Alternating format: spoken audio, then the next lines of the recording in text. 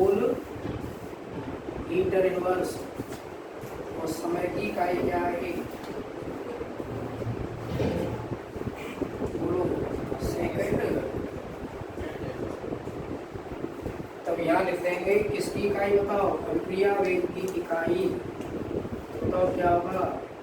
अभिक्रिया वेग की इकाई समझ जाओगे। इंटेलिजेंट सब मोल लीटर इनवर्स और सेकंड इनवर्स।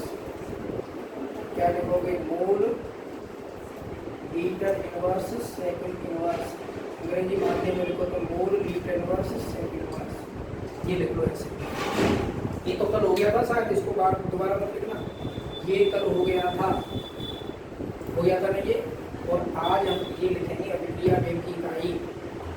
तो मैंने ऐसे लिख दिया वो।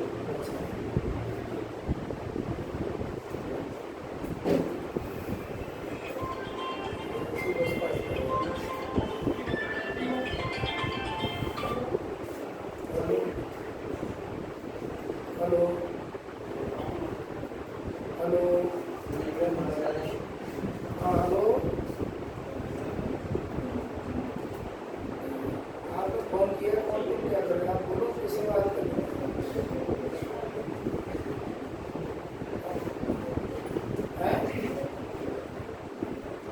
हाँ लगी, ये कोटा लगा है ये सीधे कोटा लग गया। आपने फोन मुंबई किया होगा, कोटा लग गया आगे।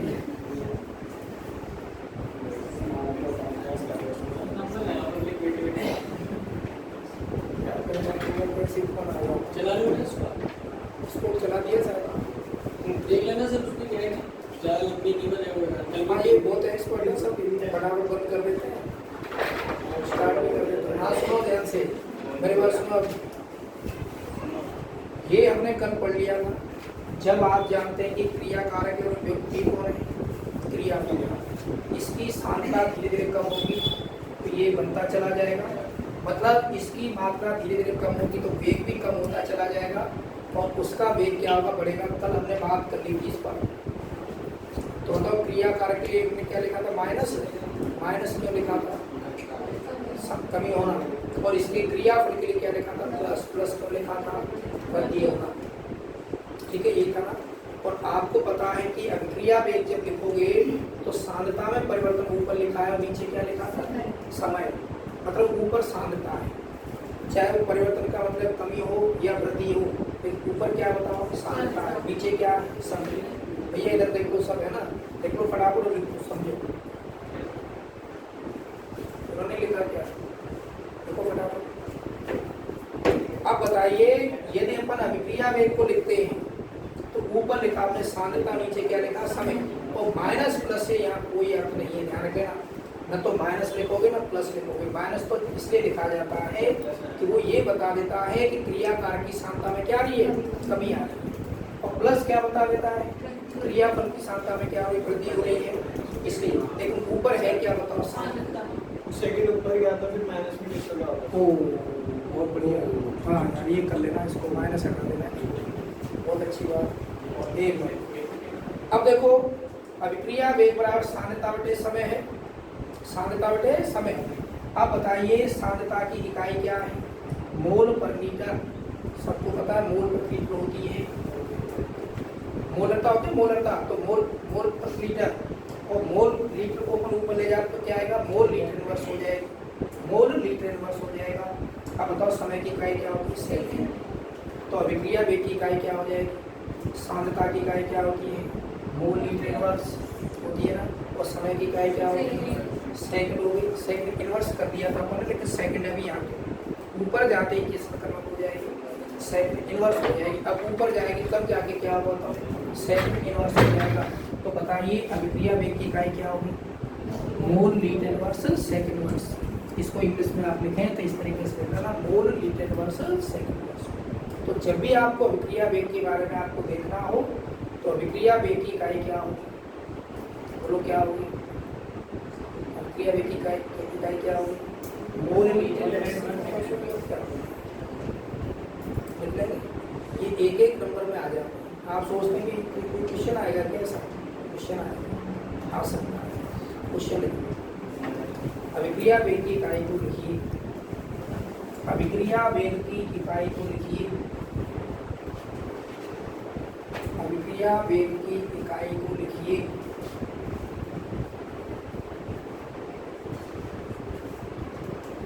आंसर में लिख लो, क्या लिखोगे बोलो? मोल मीटर इनवर्स और सेकंड। डायरेक्ट लिखना, कुछ नहीं करना। आप सोच लो, ये तो मैंने आपको बता दिया कि ऐसे से निकालोगे आप, अदरवाइज आपको लिखना क्या होता है? डायरेक्ट क्या लिखना? मोल मीटर इनवर्स सेकंड इनवर्स करके लिखिए, बस मात्र और कुछ भी नहीं। कर लोगे सर? दिक्कत तो नहीं है? तो आप समझ सकते हैं कि ऊपर सांद्रता थी और नीचे क्या था बताओ? समय। ऊपर सांद्रता में परिवर्तन है, नीचे समय में परिवर्तन है। तो ऊपर सांद्रता होती है, नीचे समय होता है। तो सांद्रता क्या होती है? मोल मीटर इनवर्स और समय की सेकंड। ऊपर जाते ही इस तरीके से हो जाएगी। अब हेड डालो, अभिक्रिया वेगों के प्रभाव। अभिक्रिया वेगों के प्रभाव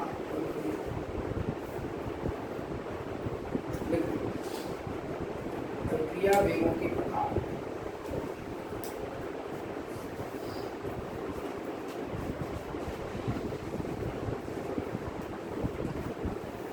इसे डायरेक्ट लिखो। इसे निम्न 3 रूपों में दर्शाया जाता है। इसे निम्न 3 रूपों में दर्शाया जाता है। निम्न 3 रूपों में दर्शाया जाता है।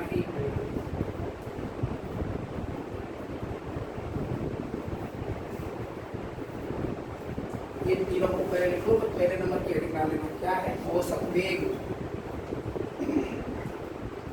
फिर लिखोगे ताक्षणिक वेग, और तीसरा लिखोगे प्रारंभिक वेग। प्रारंभिक वेग। बताओ अभिक्रिया वेगों को कितने रूपों में दर्शाया जाता है? 3 रूपों में दर्शाया जाता है। कौन कौन से बताओ? औसत वेग, दूसरा क्या है? ताक्षणिक वेग, तीसरा क्या है? अभिक्रिया का प्रारंभिक वेग। ठीक है, तो वेग की इकाई क्या होगी? अभिक्रिया वेग की इकाई मोल मीटर इनवर्स सेकंड इनवर्स। उसका ध्यान रखना है स्पेशली। ठीक है, अब हम बात करेंगे सबसे पहले कौन से पॉइंट की? औसत वेग की। इसकी बात करेंगे औसत वेग की। तो पहले नंबर पर हेड डालिए औसत वेग। क्या लिखोगे? औसत वेग। पहले नंबर की हेडिंग में है औसत वेग। बच्चों सबने लिख लिया क्या? और इसमें लिखना शुरू कर दो। शुरू कर दें? देखो, क्रिया कारकों या क्रियाफलों, क्रिया कारकों या क्रियाफलों, क्रिया कारकों या क्रियाफलों की प्रारंभिक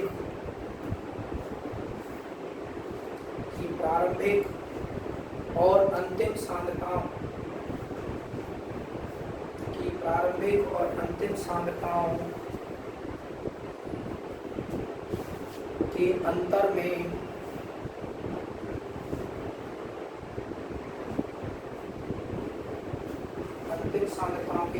में समयांतराल का भाग दिया जाए।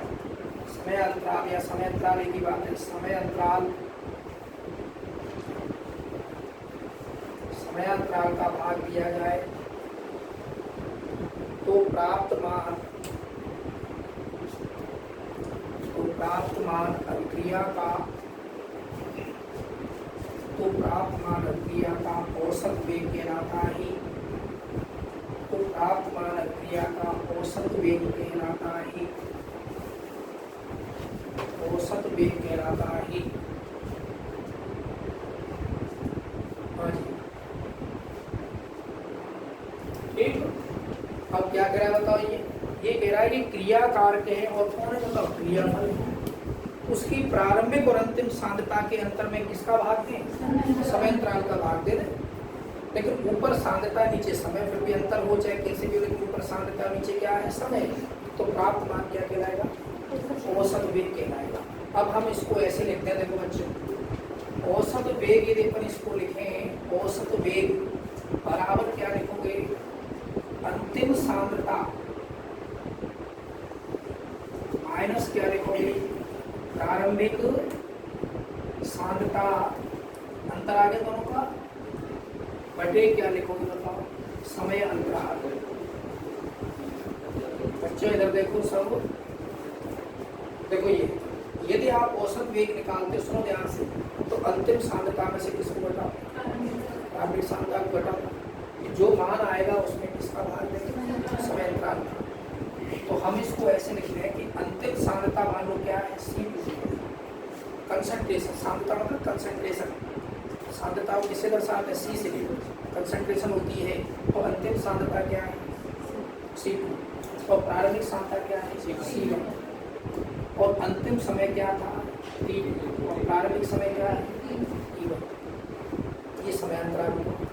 यहाँ मैं ये लिखते बराबर, ये भी लिखते हैं बराबर plus minus del C upon del T। ध्यान देना, एक मिनट बता देते हैं, यहाँ T1 समय पर सांद्रता क्या है, सांद्रता, चाहे वो क्रिया कारक की हो या फिर क्रियाफल की हो, सांद्रता बोलिए क्या है, C1 क्या है, और T2 समय पर ये तो प्रारंभिक लिखनी पड़ेगी, क्या लिखनी पड़ेगी, प्रारंभिक सांद्रता क्या है बताओ, C1, और बताओ अंतिम सांद्रता क्या है, अंतिम सांद्रता है क्या, C2, ये C2 है। ये तो आप मुझे बताओ T1 समय पर प्रारंभिक सांद्रता क्या है, C1, चाहे वो क्रिया कारक है या फिर उसकी सांद्रता है C1, और T2 समय पर अंतिम सांद्रता क्या है, C2।